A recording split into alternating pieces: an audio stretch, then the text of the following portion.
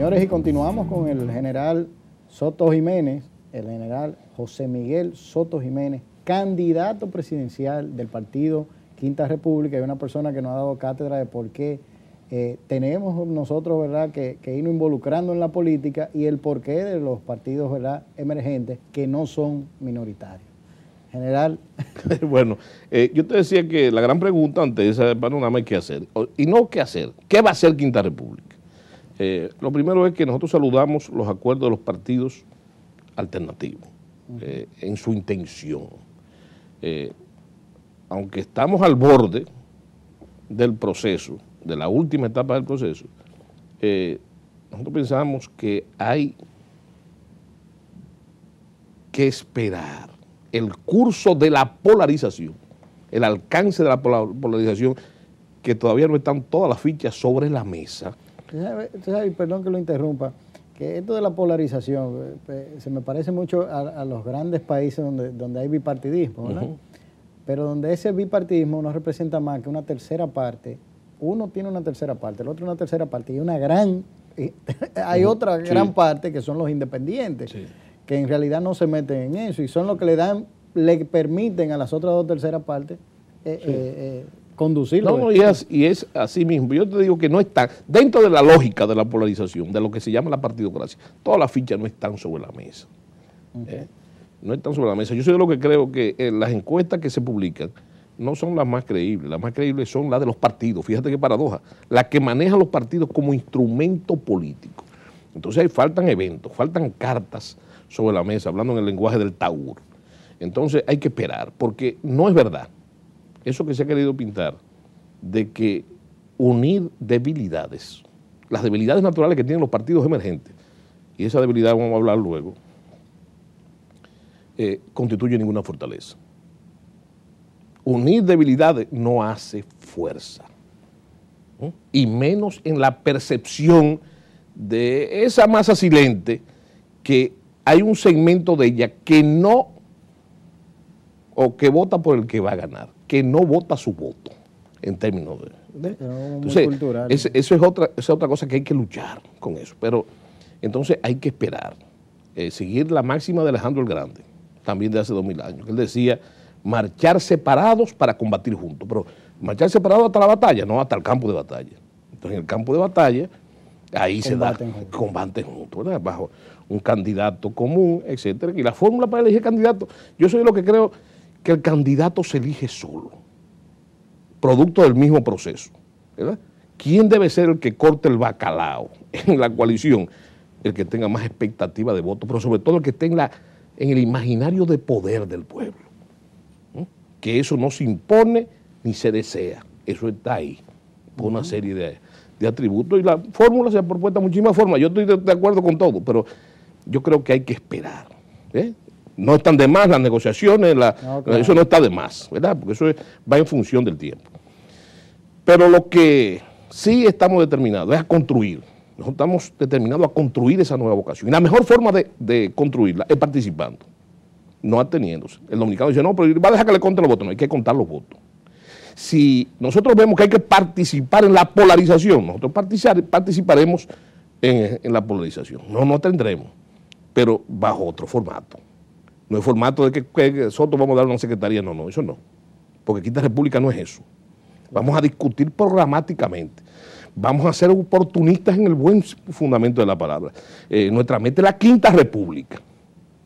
Es la Quinta República. Y si una de las vías de la polarización puede facilitar el acceso a la Quinta República, a la gran batalla electoral, que no es esta del 2012, la gran batalla electoral, y me voy a explicar, es la del 16, donde se va a elegir un nuevo presidente de la República, pero donde va a cambiar la correlación de fuerza de ese proyecto continuista que ha hecho de manera increíble el presidente Fernández. Entonces, esa es la gran batalla, y con la expectativa de que es muy probable el general tal vez adversario va a ser el mismo presidente de la República, como dicen los americanos, el comeback, el retorno, ¿verdad? Entonces nosotros vamos a participar,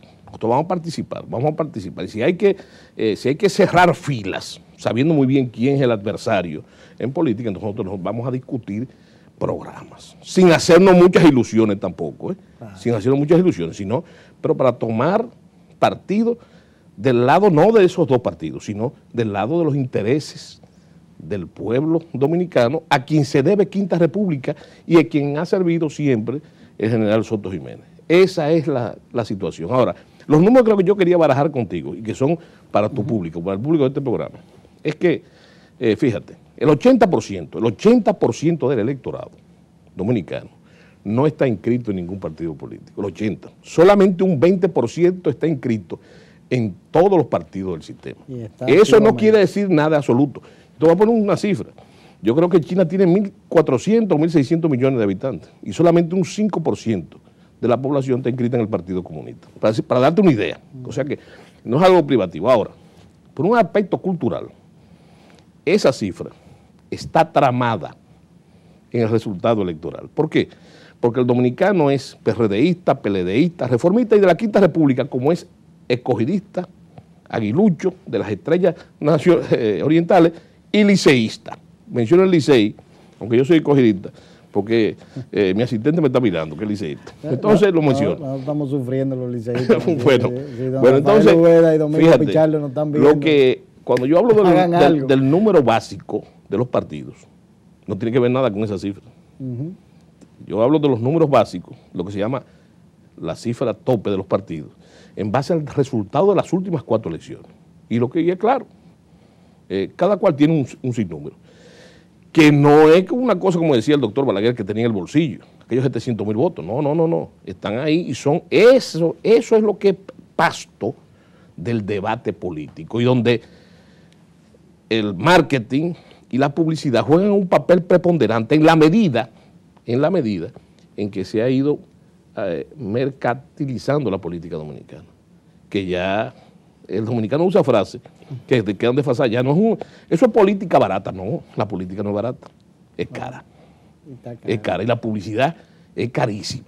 Y si tú entonces ves el juego y comprendes que más de un 65% de la lucha política en la República Dominicana depende de la publicidad, eso te da a ti un alcance de la inversión política, o sea que no es barato. Entonces, el trabajo, en ese sentido, que se ha avanzado mucho en la República Dominicana, en el marketing, en la publicidad política, comparándolo, eso es un factor excluyente para los partidos alternativos, que no tienen esas maquinarias electorales con recursos y además no tienen los aportes de la gente, no que aporta, sino que invierte en política.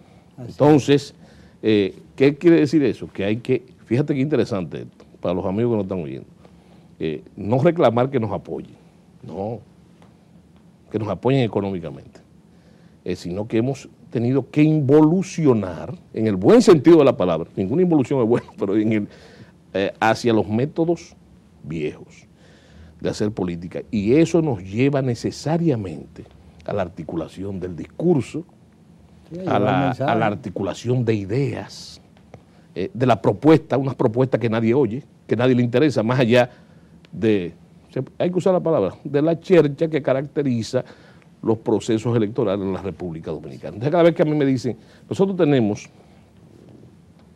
Quinta República tiene 4 años, nosotros hemos trabajado muchísimo elaborando un proyecto de nación, una propuesta que nadie quiere oír, ni siquiera los sectores más importantes de la población. Ellos lo que procuran por propuestas. Sí, es un segmento casi de una élite de pensamiento dentro de la clase media, porque eso es otra cosa. En la República Dominicana hay, y digo que es otra cosa porque condiciona el proceso, hay 6 millones de pobres en la República, más de 6 millones de pobres en la República Dominicana, que es el país grandote.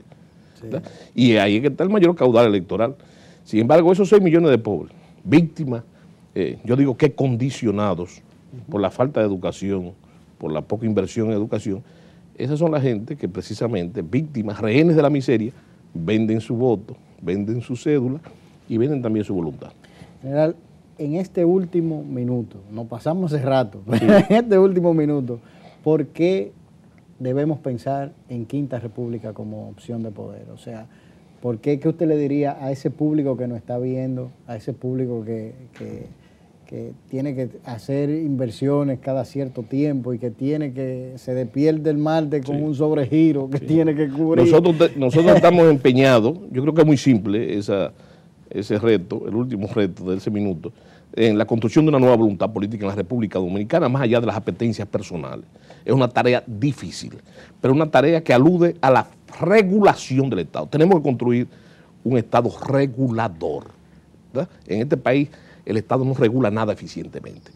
Hay que producir riqueza, que es con lo único que se combate la pobreza, ¿verdad? Y hay que alentar desde el gobierno eso. Pero sobre todo, la gran crisis que ustedes están sufriendo, la gran crisis que sufre la República Dominicana, no es solamente económica. Hay una gran crisis económica. La gran crisis es moral. Y eso se explica simplemente en que el Estado ha dejado de ser un referente moral indispensable para la población y por lo tanto todo eso que estamos viendo es porque frente a un Estado subversivo que subvierte sus propias leyes porque no cumple la ley y ni la hace cumplir, todo el tejido social se está reproduciendo al margen de la ley. Entonces hay que regenerar el Estado. ¿Y cómo se hace eso? ¿Cómo vamos más allá de las palabras y de las palabras? Gobernando con el ejemplo, declarando un estado de austeridad, priorizando el gasto público y sobre todo, y ahí viene la poesía y la idea, tenemos que gobernar, tenemos que darnos un gobierno que se guíe por el interés nacional, que son los intereses de la colectividad. Bueno, pues muchísimas gracias, general, por estar con nosotros. Para nosotros ha sido un honor y un placer. No, el honor es mío. Y bueno, lo seguiremos invitando, ¿verdad? A medida que este proceso se vaya y que usted se vaya, ¿verdad?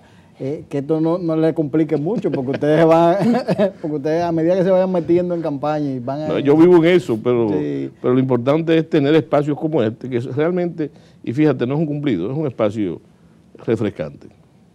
Dentro de la misma... es refrescante porque no es político y entonces sí está dirigido a un segmento muy importante de la población. Bueno, pues aquí a su orden, señores, ustedes piensen en grande como el general Soto Jiménez y piensen en negocios y marketing.